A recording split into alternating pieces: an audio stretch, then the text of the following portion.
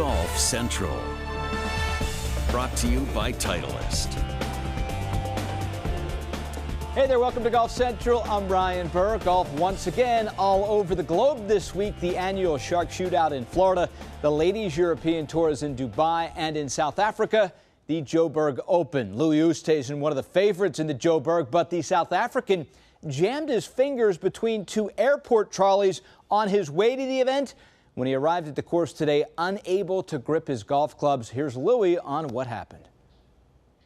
The body feels great, but I had a different incident this week with jamming my fingers in trolleys at the airport, and yeah, I mean, unfortunately, I don't think I'll be able to play this week. This morning, it's even worse than it was yesterday. So, try to grip a golf club, and there's no way I can go into my grip position. And you know, it's a sad thing. I've had my struggles with other stuff. My body actually feels great, but then something like this happens on Monday when I traveled. So yeah, it's a bit unfortunate one, but you know, I don't want to tee off Thursday, play 1-0 or a few shots and then withdraw. I'm taking someone's spot, and I just can't do that. So yeah, I'm going to have to withdraw for this week. Well, Louis Oosthuizen, of course, won his only major at the 2010 Open Championship at St. Andrews. This week's Joburg Open will be part of the Open qualifying series, as there will be 3 places up for grabs for Carnoustie in July for those not already exempt. So we take a look at the Open qualifying map, those 3 spots on the line this week. Earlier this year in Australia, 3 bids already passed out for Carnoustie. The next time we'll have a shot is the Singapore Open. That's in January, where 3 more spots will be up for grabs. Some notable winners from the Joburg Open. Certainly Charles Schwartzel, Brendan Grace, a South Africa influence for sure. And there you see Darren Fickert, the defending champion in Joburg, and he is the subject of tonight's Titleist Tour Report. Quite excited to defend there in Rand Park. I finished second to Matteo Gronberg in the SA Open. It was 17 years ago, so I've got good memories of the course. I think that you can rely a lot on short game, which is good for me. Short game's really good right now, and yeah, just 1 hole at a time, I suppose. You can catch the European Tour's final event of 2017, the Joburg Open, right here on Golf Channel. All the action from South Africa comes your way Thursday morning at 10 a.m. Our coverage of the Joburg Open, the second event in the Open qualifying series, joined out by Trip Eisenhower. Course first, the trip was over in Australia, where Cameron Davis started 6 shots back. Yeah, this is the final round, tied for the lead into the final hole. This is his 3rd on the par 5. And 12 feet away, this putt for birdie. Boy, he putted brilliantly in that final round. None better than that one right there. 7 under 64. Would go on to win his first professional event by 1 shot. Big smiles all the way around. And it's a big one. Anytime you're 22 and get that first win, obviously it means a great deal.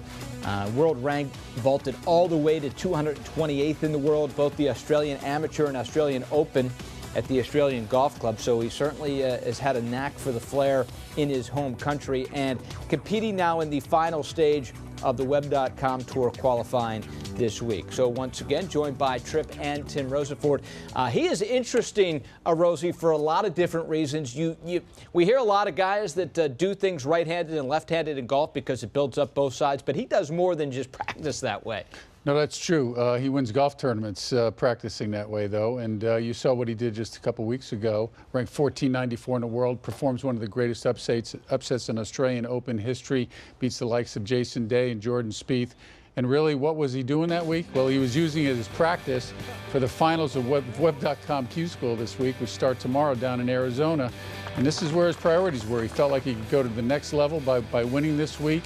He left behind a chance to play in the Australian PGA.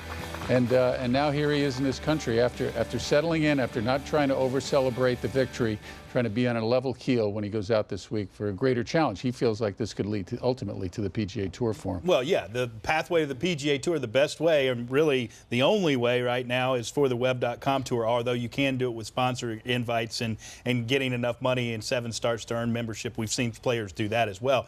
But he was doing something unique before the final round. You mentioned the right-handed, left-handed thing, and there was video posted of him hitting, it was shot right-handed, he turned around and grabbed one left-handed. Now, Tim, he told you he was just goofing around, but I want you to pay attention to the golf swing and how sound it is. We know his right-hand side, which is his dominant side, a very technically sound swing, but look at this. That is very solid right there. But he might want to be aware of something. There are a lot of systems out there. One of them is called the super speed system, and what they do is they work with different weighted, they're not really golf clubs, but they swing, and you swing as fast as you can with those on your dominant side, and then you do it on your non-dominant side. And what they're finding is that a lot of the players that maximize their non-dominant side, there are players who actually match their non-dominant side speeds with their dominant side. Imagine that. Now, it takes a lot of work, but they're professionals, and they're seeing the biggest gains in distance. They're players that have seen mile-per-hour changes of 15 miles per hour in club head speed doing this when their non-dominant side gets as fast. So it's kind of that new frontier of speed training. We know it's all about the long ball, and the one way to hit it the longest is swing harder or faster than everyone else, and this is a great way to build your swing speeds, and it's actually working. A lot of pros are using these type systems. Yeah, no doubt. And he's a fun story to watch, 22-year-old that puts a smile on a lot of faces. Interesting. Rosie brought up the fact that he skipped the Australian PGA, Rosie said, to be ready for Q School. What's at stake here for these Web guys? Well, here's the thing. The Web.com Tour, all these guys are going to be members of the Web.com Tour, but the only guy that's exempt is the winner. The winner of Q School, he gets to play all year, does not subject to shuffles. Now, the Web.com Tour, every 4 events will shuffle the players based on how much money they've made. So it's very important if you're fully exempt. That's huge. The next you can see is 12 events protected for number 2 through 10. That's important for a couple of reasons, because they only have 22 regular season events and, of course, the 4 finals events, but that's over half the tournaments in the regular season you're going to get to play before they start shuffling you. And then you can see finishing 45 is also important because you're protected through 2 of the shuffles. So, Tim, this tour, when you look at it, it's one of the most competitive as far as getting in at the end of the year. It's all based on your performance that year, not what you did 2 years ago or 10 years ago or whatever. It's about what you're doing for me lately and how much money you've made. So these shuffles being protected is big. To me, he looks like an Australian version of Tom Peters, the big Belgian who swings the club and played in the Ryder Cup. Let's see if that natural talent can come through when he feels like he really needs it. That'd be fun to watch for sure. A lot more still coming on Golf Central when we come back. Jon Rahm began 2017 ranked 137th in the world, moved all the way up to number 4. Tripp tells us which player outside the top 100 could move inside the top 10. And with the year coming to a close, we also take a look at which players have built the most momentum heading into 2018. It's all straight ahead on Golf Central.